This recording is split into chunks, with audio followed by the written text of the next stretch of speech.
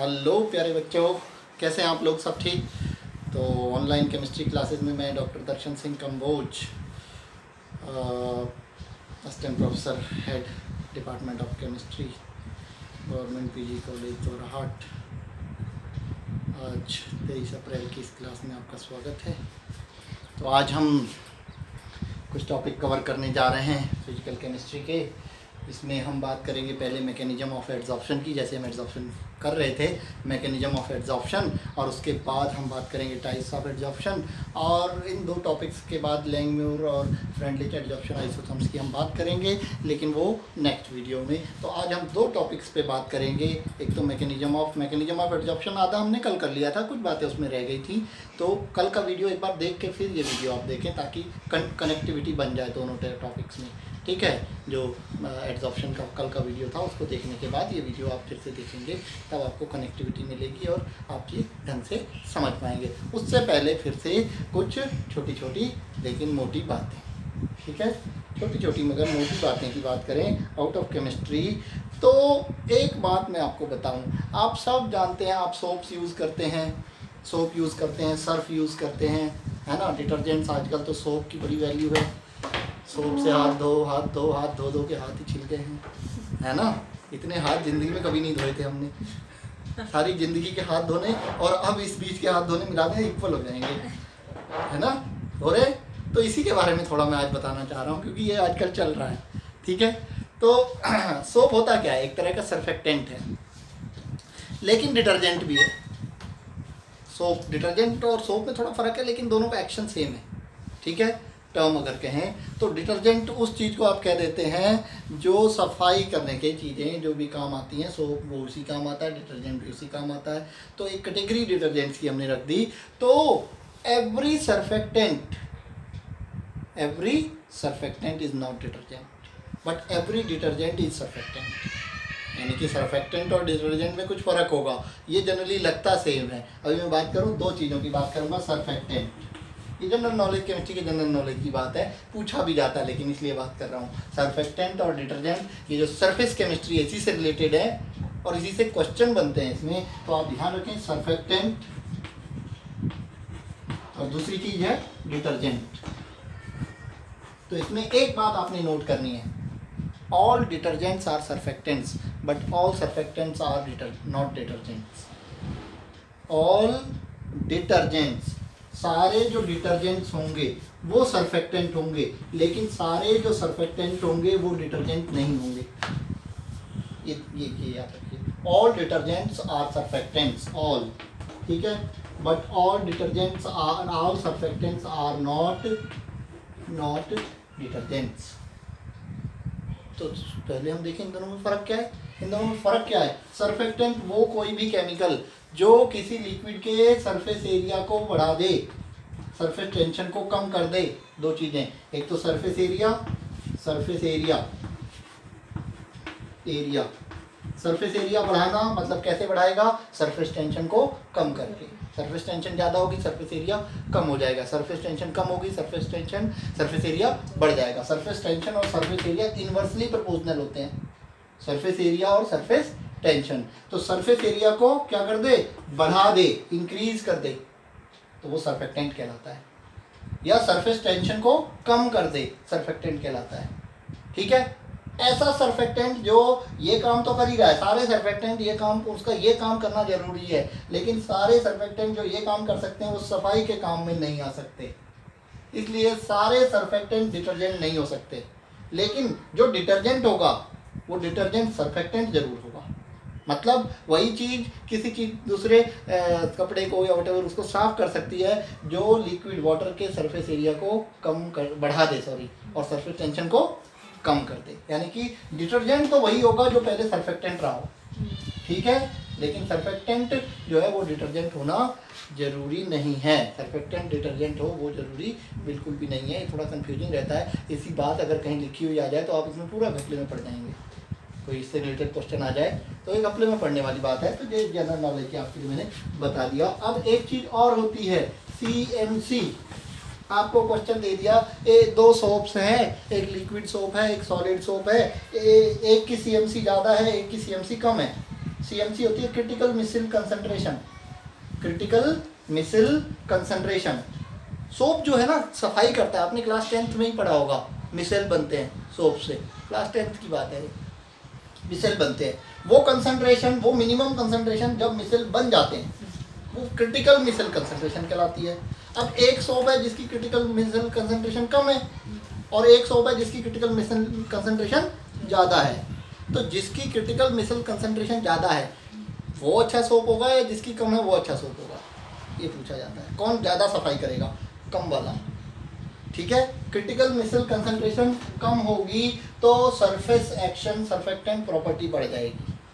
Surfactant property किसकी ज़्यादा होगी? जिसकी CMC कम होगी, ठीक है। यानी कि सर्फेक्टेंट एक्शन या क्लींजिंग एक्शन भी कह सकते हैं, ठीक है। सर्फेक्टेंट एक्शन, आप लोग घबरा जाते हैं, सीधे सीधे सफाई की बात को तो आप समझ लेते हैं, लेकिन सर्फेक्टेंट एक्शन जहाँ साइंटिफिक बात आ गई तो वहाँ थोड़ा सा घबराहट शुरू हो जाती है कि ये क्या चीज़ होती होगी। वही सफाई ही है सर्फेक्टेंट एक्शन। अगर सर्फेक्टेंट एक्शन ज़्यादा होगा तो सफाई भी ज़्यादा होगी, और सर्फेक्टेंट एक्शन कम होगा तो, और डिटर्जेंसी कहते हैं इसको, साबुन की या डिटर्जेंट की इफेक्टिविटी, मतलब कौन ज़्यादा, जैसे सर्फ एक्सेल महंगा होता है, व्हील सस्ता होता है, तो डिटर्जेंसी किसकी ज़्यादा होगी? सर्फ एक्सेल की। और CMC किसकी कम होगी? सर्फ एक्सेल की CMC कम होगी। CMC यानी कि CMC जिसकी कम होगी उसका सर्फेक्टेंट एक्शन या डिटर्जेंसी ज़्यादा होगा, ये याद रखेंगे। CMC और डिटर्जेंसी का ये रिलेशन आपका होता है। एक इसमें और बता दें आपको कि दो तरह के कोलॉइड्स होते हैं बेटा, लायोफिलिक एंड लायोफोबिक कोलॉइड्स होते हैं। कोलॉइड्स आपको कभी कभी सुने होंगे, जैसे मिल्क है कोलॉइड है, ठीक है, बटर भी कोलॉइड है, क्लाउड्स भी कोलॉइड्स हैं, ठीक है, स्मोक है, धुआं आता है, वो भी कोलॉइड है। तो कोलॉइड्स से घिरे हुए हम चारों तरफ, हमारा ब्लड भी कोलॉइड है। तो कोलॉइड्स दो तरह के होते हैं, एक होते हैं लायोफिलिक और एक होते हैं लायोफोबिक, ठीक है। जनरली सबको पता रहता है, जिसने कोलॉइड पढ़ी है उसको पता रहता है कि लायोफोबिक कोलॉइड्स होते हैं, या ये कहें कि colloids are stable due to charge. Colloid stable क्यों होते हैं? स्टेबल का मतलब है कि वो दूध है, दूध में कुछ आप छोड़ दें तो उसमें कुछ नीचे बैठेगा नहीं, ऐसे ही रहेगा वो। अगर कोई दो चीज़ों का मिक्सचर है और उसको थोड़ी देर छोड़ दे तो उसमें चीज़ें नीचे बैठ जा रही हैं, इसका मतलब वो अनस्टेबल है। लेकिन कोलॉइड स्टेबल होता है, उसमें कुछ भी नीचे सेटल डाउन नहीं होता है। तो स्टेबल क्यों होता है पूछा जाए तो ये इसका रीजन बताया जाता है कि कोलॉइडल पार्टिकल्स के ऊपर चार्ज होता है, जिसकी वजह से वो जैसे सारे पार्टिकल्स के ऊपर पॉजिटिव चार्ज होगा, एक ही जैसा चार्ज होगा, तो वो जुड़ नहीं पाएंगे, रिपेल करते रहेंगे। अगर नीचे आएंगे तो करीब आ जाएंगे, रिपेल करेंगे, फिर ऊपर भाग जाएंगे। तो वो नीचे एक जगह कहीं सेटल हो ही नहीं पाएंगे जब तक उन पे चार्ज है, ठीक है। चार्ज है तो वो जुड़ नहीं पाएंगे। इसी वजह से बादल जब टकराते हैं तो बिजली चमकती है ना, क्योंकि बादल भी कोलॉइड है, यानी कि उसके पार्टिकल्स के ऊपर भी चार्ज होगा, और चार्ज पार्टिकल जब टकराएंगे तो इलेक्ट्रिसिटी, हाई वोल्टेज पैदा होगा, पक्की बात है। तो इससे प्रूव क्या हो जाता है कि जो बादल हैं वो कोलॉइड ही हैं और उनके ऊपर चार्ज ही है, पक्की बात है, ठीक है, कोई दिक्कत नहीं, आप समझ गए बात को। बादल में चार्ज है कोलॉइडल पार्टिकल्स के ऊपर। अब दूसरी चीज़ जो मैं यहाँ बताने जा रहा हूँ ये थोड़ी हटके है। जनरली सभी को ये पता रहता है जिसने कोलॉइड पढ़ा होगा कि colloids are stable due to charge but not lyophilic colloids. ये कहीं जनरली आपको लिखा हुआ आसानी से नहीं मिलेगा। Lyophilic colloids are not stable due to charge, ठीक है। Only lyophobic colloids are stable due to charge, ठीक है, लिख लेंगे ओनली लायोफोबिक। ओनली, ये छोटी छोटी बातें कहीं ना कहीं लिख लिया करो बेटा, काम आएंगी। Only lyophobic colloids are stable due to charge on particles, charge on particles, not lyophilic. Lyophilic colloids के पार्टिकल्स के ऊपर चार्ज नहीं होता है, उनके पार्टिकल्स के ऊपर डिस्पर्स फेज और डिस्पर्शन मीडियम में, उसमें डिस्पर्शन मीडियम की लेयर बन जाती है, बस और कुछ नहीं है, और कोई चार्ज नहीं चाहिए, वो ऐसे स्टेबल होते हैं, ठीक है, वैसे ही स्टेबल होते हैं, चार्ज की जरूरत ही नहीं है। Because lyophilic colloids are stable, no problem. Unstable वो होता है जब दो चीज़ें, जैसे पानी में कोई ऐसी चीज़ मिलाई जो पानी को पसंद नहीं करती, वो नीचे बैठ जाएगी, ठीक है, उसको वहाँ कायम रखने के लिए कुछ चाहिए होगा, आपको बना के चार्ज चाहिए होगा। लेकिन अगर दोनों एक दूसरे को पसंद करते हैं तो मिलजुल के रहेंगे, नीचे बैठेंगे ही नहीं, ठीक है। तो लायोफिलिक वो होते हैं जिनमें दो चीज़ें जो मिली हैं उनमें आपस में प्रेम होता है, और लायोफोबिक होती है जिनमें आपस में नफरत होती है फिर भी साथ में रखना है। तो एक इंटरमीडिएट कोई चीज़ चाहिए होगी जो दोनों को जोड़ के रख सके। दो लड़ाई करने वाले लोग, एक बीच में एक अच्छा सा आदमी हो जो दोनों को समझाते रहे, तभी साथ रह सकते हैं ना। यही बात है, समझ में आया? ये दिक्कत नहीं है, कोई परेशानी नहीं है, कल हम और बात करेंगे। तो अब हम अपना इस टॉपिक स्टार्ट करते हैं, मैकेनिज्म ऑफ एडसॉर्प्शन।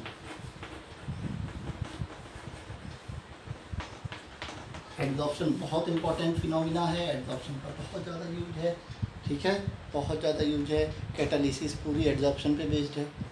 कैटलिस्ट का काम जो हेट्रोजीनस कैटालिसिस होती है, जैसे दो गैसेस की रिएक्शन हो रही है और उसमें कोई सॉलिड कैटलिस्ट डाल दिया, फॉर एग्जांपल हाइड्रोजन से किसी गैस को रिड्यूस करना है, इथेन ले लें, उसमें हाइड्रोजन की रिएक्शन करानी है, इथेन भी आपकी गैस है और हाइड्रोजन भी गैस है, और आप निकल, रिडक्शन जनरली निकल की प्रेजेंस में होता है, आपने पढ़ा होगा, निकल क्या है, सॉलिड है। तो वो कैसे कैटलिसिस हो रही है, वो दोनों गैसें जो होती हैं वो निकल की सरफेस पे एड्जॉर्ब होती हैं, पहले उसकी सरफेस के ऊपर चिपक जाती हैं, फिर रिएक्ट करती हैं, ठीक है। एड्जॉर्प्शन थ्योरी है कैटलिसिस की, कि कैटालिसिस कैसे हो जाती है, उसके लिए कौन सी थ्योरी है बेटा, adsorption theory of catalytic action. तो एड्जॉर्प्शन समझना उसके लिए पहले जरूरी है। तो कल हमने जैसे बात की थी पीटी, प्लेटिनम या कोई और एड्जॉर्बेंट हो सकता है, चारकोल हो सकता है, तो मैं प्लेटिनम का एग्जांपल लिया था। तो प्लेटिनम के ये एटम्स हैं और ये इसके सॉलिड स्टेट में प्लेटिनम के जो एटम्स हैं ये कनेक्टेड होंगे एक दूसरे से किसी बॉन्डिंग के जरिए, क्योंकि सॉलिड है, ये कनेक्टेड है, मान लीजिए ये कनेक्टेड हैं।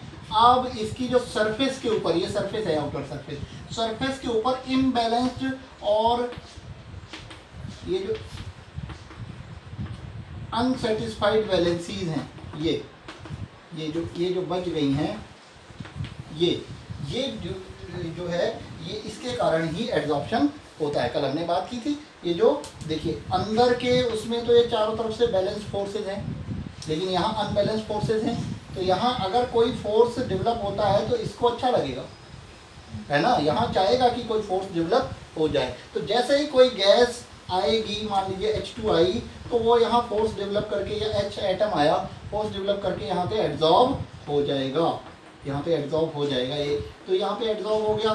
तो अब एक चीज़ मैं यहाँ पे बहुत क्लियरली आपको आज बता दूँ, बहुत जगह आपको काम आएगी, ठीक है।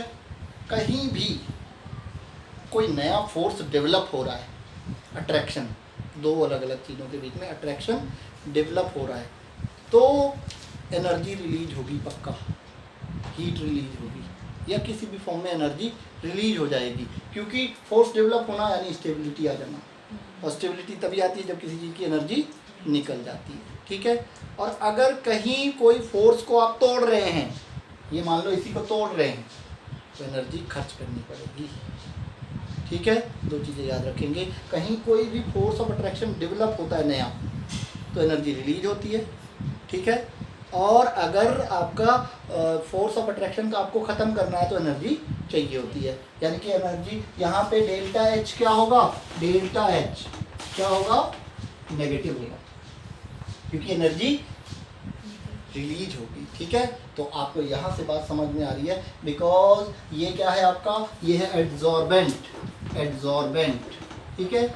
और ये क्या है, जो जिसके ऊपर एड्जॉर्प्शन हो रहा है उसको कहते हैं एड्जॉर्बेंट, और जो चीज़ एड्जॉर्ब हो रही है उसको कहते हैं एड्जॉर्बेट, ठीक है।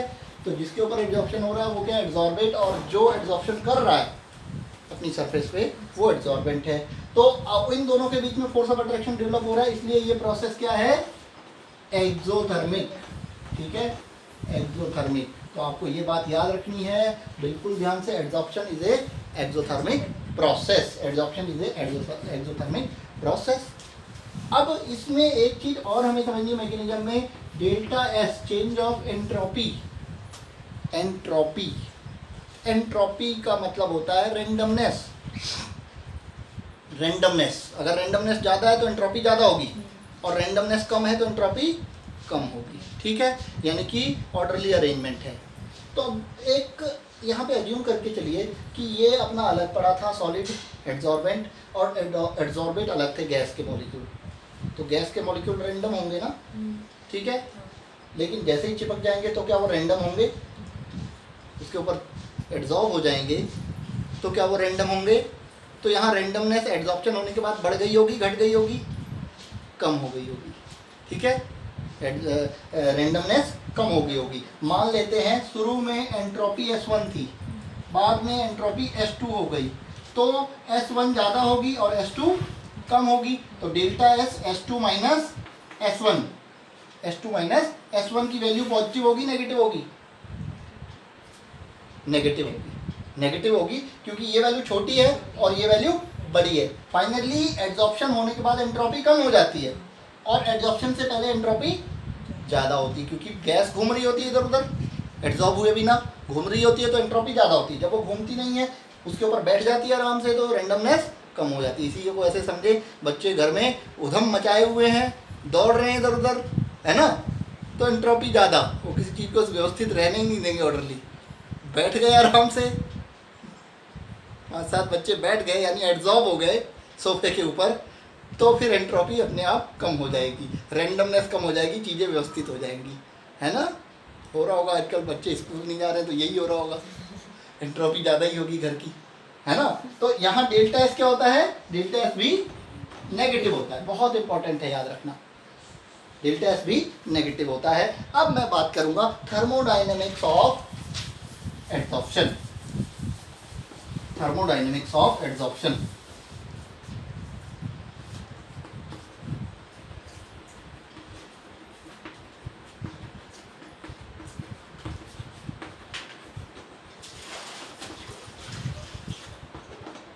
थर्मोडाइनमिक्स ऑफ एड्सॉर्प्शन, कोई भी प्रोसेस हो रही है थर्मोडाइनमिकली, उसको एक्सप्लेन करना कि वो होगी कि नहीं होगी, होगी तो कब होगी और नहीं होगी तो कब नहीं होगी, यही होता है थर्मोडाइनमिक्स। थर्मोडाइनमिक्स इसीलिए पढ़ी जाती है कि प्रोसेस होगी या नहीं होगी, अच्छा होगी तो कब होगी, किस कंडीशन में होगी, और नहीं होगी तो किस कंडीशन में नहीं होगी, ये समझने के लिए थर्मोडाइनमिक्स पढ़ी जाती है। तो यानी कि हम एड्सॉर्प्शन की थर्मोडाइनमिक्स पढ़ रहे हैं, तो हम ये समझना चाह रहे हैं कि कब एड्सॉर्प्शन होगा, कब नहीं होगा, और क्यों नहीं होगा।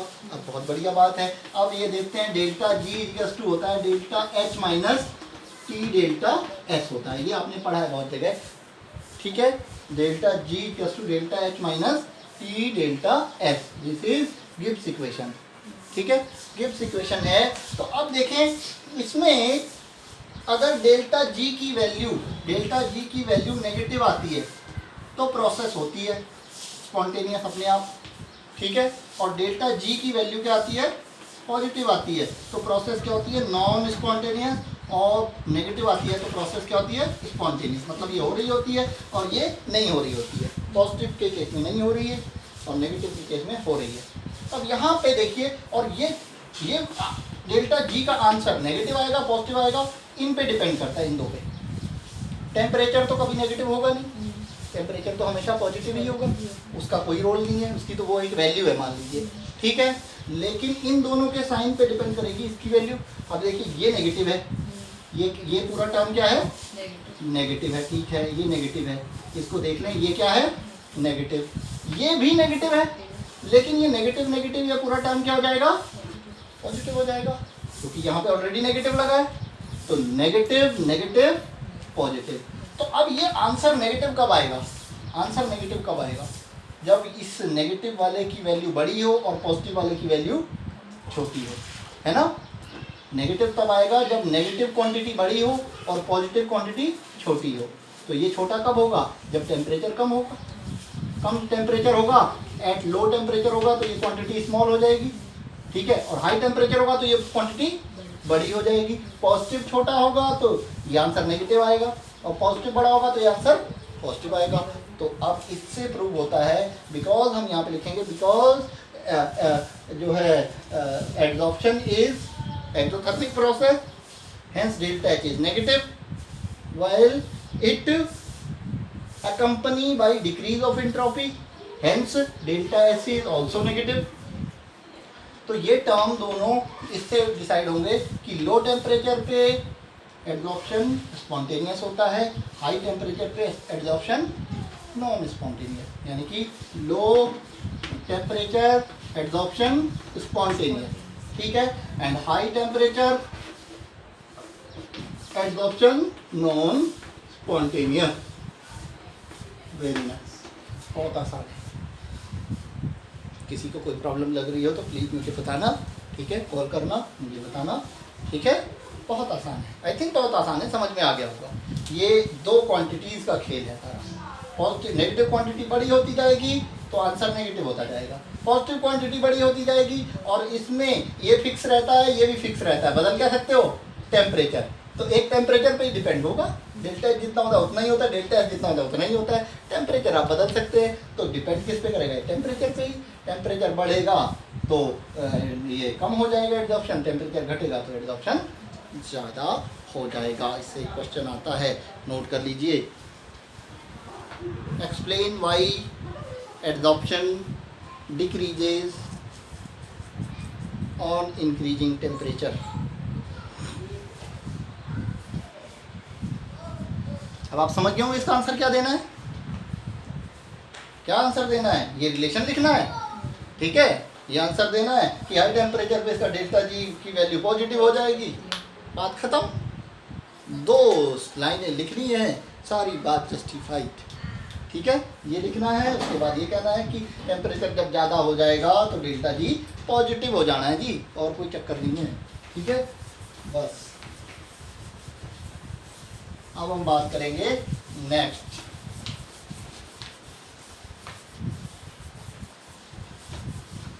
नेक्स्ट बात करेंगे types of adsorption. Types of adsorption,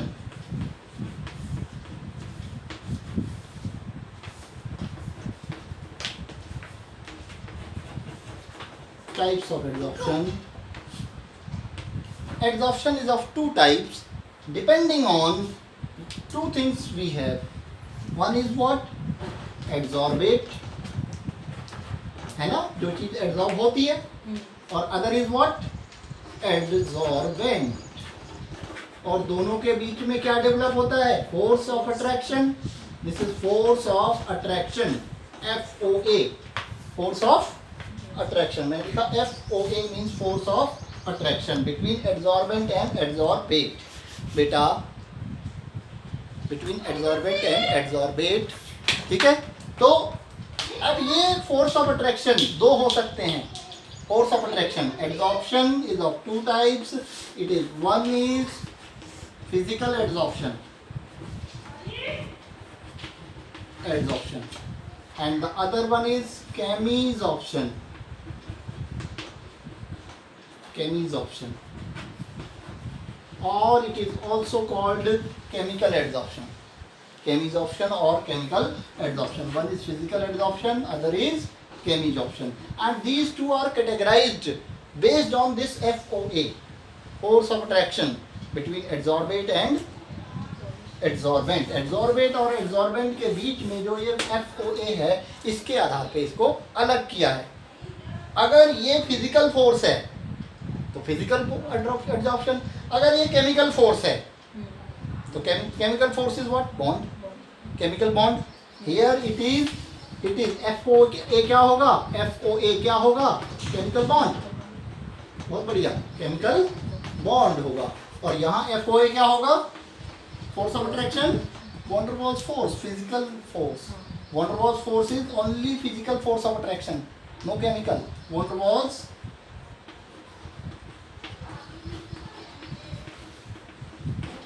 force,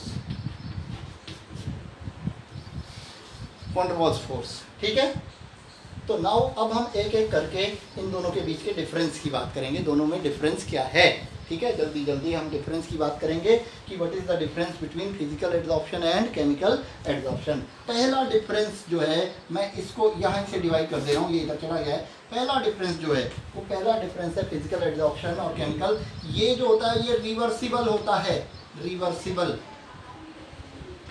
reversible मतलब कि एक ये एड्सॉर्बेंट पे एड्सॉर्ब हुआ तो इसको एड्सॉर्प्शन कहते हैं, ये आगे गया, मतलब एड्जॉर्बेट एड्जॉर्बेंट पे एड्जॉर्ब हो गया तो प्रोसेस, जैसे ये मैं कहूँ एड्जॉर्बेट और AT प्लस AD, ठीक है, ये एड्जॉर्बेट है, ये एड्जॉर्बेंट है, ठीक है, ये मिलके एड्जॉर्प्शन कर गए, इनसे क्या हुआ एड्जॉर्प्शन, ठीक है।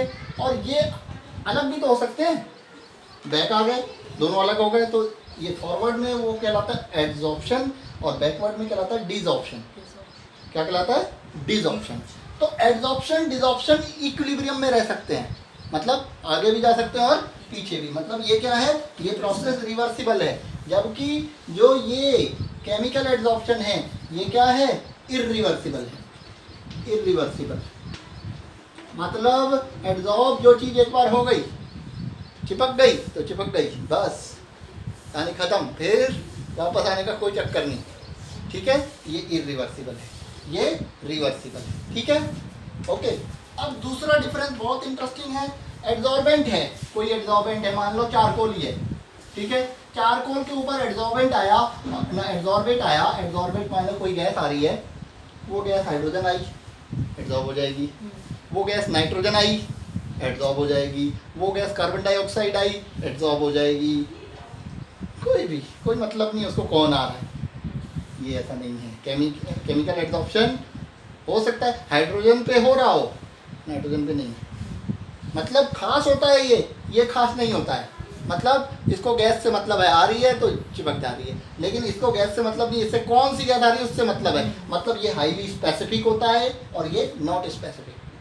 Physical adsorption is not specific, specific नहीं है, नॉट स्पेसिफिक का मतलब कौन आके एड्जॉर्ब हो रहा है, इससे एड्जॉर्बेंट को ज़्यादा मतलब नहीं रहता है, not specific, and it is highly specific, ठीक है। Chemical adsorption is highly specific, physical adsorption is not specific, ठीक है। देन नेक्स्ट बहुत इंपॉर्टेंट बात यह है कि जो मैंने अभी बताया ना कि एड्जॉर्प्शन में डेल्टा H क्या होता है, डेल्टा H क्या होता है, नेगेटिव होता है, लेकिन कितना, देखिए ये जैसे कोई प्रोसेस हो रही है ना बेटा, उसमें हीट कितनी निकलेगी, ये किस पे डेवलप, हीट निकलती क्यों है, क्योंकि फोर्स ऑफ अट्रैक्शन डेवलप होता है, ठीक है।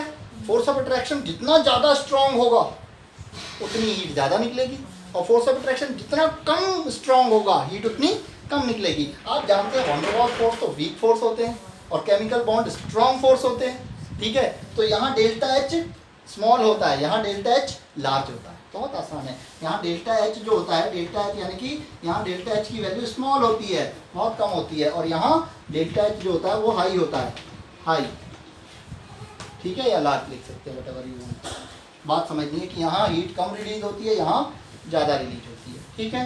तीसरी बात जो होती है बड़ी इंटरेस्टिंग, वो ये है कि टेम्परेचर बढ़ाने से फिजिकल एड्जॉर्प्शन, जनरली हम एड्जॉर्प्शन खाली कहते हैं, कहीं मैंने कहा एड्जॉर्प्शन, तो उसका मतलब माना जाएगा ये, उसका मतलब क्या माना जाएगा, फिजिकल एड्जॉर्प्शन। क्यों, क्योंकि ज़्यादातर कोई कहते हैं ना ये इलाका गंदा है, क्या वहाँ सारे लोग गंदे होते हैं, नहीं, ज़्यादातर गंदे होते हैं, इसलिए कहा जाता है ये इलाका गंदा है।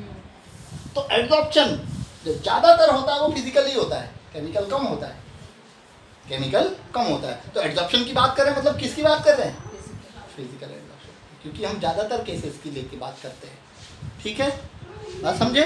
तो फिजिकल एड्जॉर्प्शन हमने पढ़ा अभी, एड्जॉर्प्शन टेम्परेचर बढ़ाने से कम हो जाता है, एड्जॉर्प्शन टेम्परेचर बढ़ाने से कम हो जाता है। तो adsorption decreases by increasing temperature, मतलब ये डिक्रीज होता है बाय इंक्रीजिंग टेम्परेचर, ये डिक्रीज, मतलब मैं नीचे को, मेरा तो स्टाइल यही है, मैं अपने नोट्स में भी ऐसे ही करता था, ये डिक्रीज होता है बाय इंक्रीजिंग टेम्परेचर। एग्जाम में नहीं लिखना है ध्यान, ठीक है, एग्जाम में नहीं लिखना है, ये अपने याद रखने के लिए लिखना है, ठीक है। एड्जॉर्प्शन डिक्रीज होता है बाय इंक्रीजिंग टेम्परेचर, इसका कोई पता नहीं है, ये बढ़ता है जनरली, लेकिन कई बार घट भी सकता है, लेकिन लिख दें कि ये टेम्परेचर बढ़ाने से इंक्रीज होता है तो चलेगा, टेम्परेचर बढ़ाने से केमिकल एड्जॉर्प्शन बढ़ता है, बढ़ता जाता है, ठीक है, टेम्परेचर बढ़ाने से केमिकल एड्जॉर्प्शन बढ़ता है।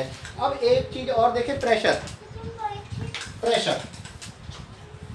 प्रेशर का क्या इफेक्ट है फिजिकल और केमिकल एड्जॉर्प्शन में। प्रेशर का इफेक्ट ये है कि आप जानते हैं कि गैस को आके एडजॉर्बेंट पे चिपकना है। अगर प्रेशर बढ़ा दिया तो गैस और ज़्यादा आएगी, पास में ज़्यादा चिपकेगी। यानी कि प्रेशर बढ़ाने से, प्रेशर इंक्रीज करने से एडजॉर्प्शन इंक्रीज होता है। Increase by increasing pressure. Pressure increase करेंगे तो फिजिकल एडजॉर्प्शन इंक्रीज होगा। फिजिकल एडजॉर्प्शन इंक्रीज होगा बाय इंक्रीजिंग प्रेशर। ठीक है, इसका कोई खास बात नहीं है, बढ़ भी सकता है घट भी सकता है, क्योंकि ये एक तरह की केमिकल रिएक्शन है।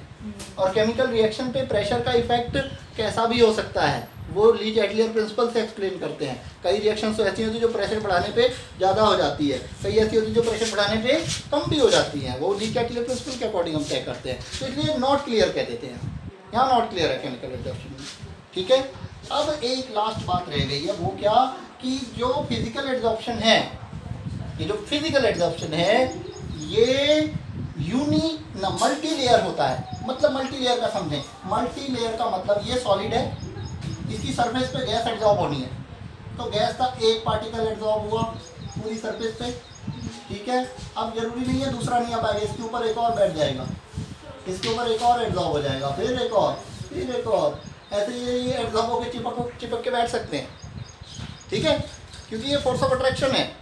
ठीक है, जैसे चुंबक के साथ लोहा चिपकाएं तो एक बॉल चिपक गई, उस बॉल के ऊपर एक और बॉल चिपकी रह सकती है, फिर एक और बॉल, अट्रैक्शन है, वो चिपक जाएगी, कोई दिक्कत नहीं है। ये multi layer means multi layer है। ये क्या है? मल्टी लेयर, मल्टी लेयर होता है। और ये जो है ये केमिकल एडजॉर्प्शन ये ओनली यूनी लेयर होता है। ये क्या होता है बेटा? यूनी लेयर, मतलब एक ही लेयर बन सकती है, क्योंकि इसमें बॉन्ड बनना है। एड्सॉर्बेट और एड्सॉर्बेंट के बीच में क्या बनना है? बॉन्ड बनना है। ठीक है, इनके बीच में तो एक बार में एक ही तो बॉन्ड बनेगा, ये यूनी लेयर होगा। ऐसा नहीं कि यही बॉन्ड इसके ऊपर जाके भी बन जाएगा, नहीं बनेगा। ये अट्रैक्शन है, ये बॉन्ड है। ठीक है, तो ये आज की क्लास के लिए इतना ही काफ़ी है। Thank you.